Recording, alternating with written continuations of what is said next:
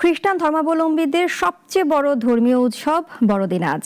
যীশু খ্রিস্টের জন্মদিন উপলক্ষে রাজধানী সহ সারা দেশে গির্জাগুলোতে চলছে বিশেষ প্রার্থনা, আলোকসজ্জা আর উৎসবের আয়োজন।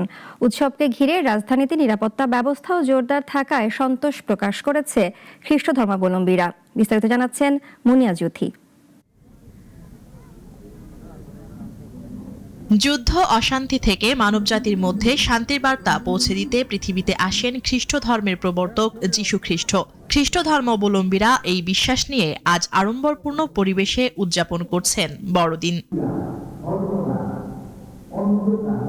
বড়দিন উপলক্ষে গির্জাগুলো সেজেছে বাহারি রঙে। গির্জাগুলো ভেতরে বাইরে রঙিন কাগজে ঢেকেছে। গির্জার চারপাশে বর্ণিল আলোকসজ্জা করা হয়েছে।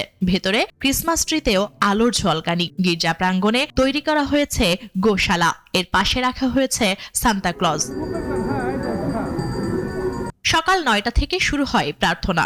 গির্জায় গির্জায় ফাদার পাঠ করেন বাইবেল, বাণী শ্রবণ থেকে দেন শাস্ত্রের ব্যাখ্যা। এরপর থাকে যজ্ঞ নিবেদন অনুষ্ঠান।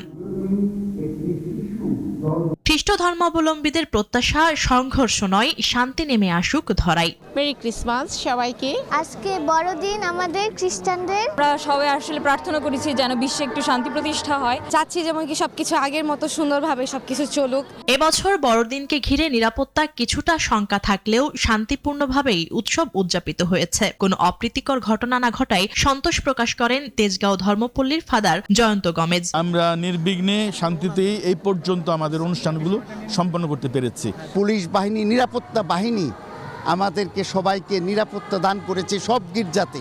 বড়দিন উপলক্ষে ঢাকার তেজগাঁও চার্চ পরিদর্শনে আসেন প্রধান উপদেষ্টার প্রেস সচিব। আমরা সবাই যেন মিলেমিশে যেন আমাদের অনুষ্ঠানগুলো, আমাদের আচার অনুষ্ঠানগুলি, আমাদের রিলিজিয়াস ফেস্টিভ্যালগুলো, আমাদের যা আমরা যেন এটা করতে, এবং এটা এই ক্ষেত্রে যাতে কোনো কাউকে যেন এমন একটা সময় আসে কোনো যেন ইভেন সিকিউরিটিও দিতে না হয়।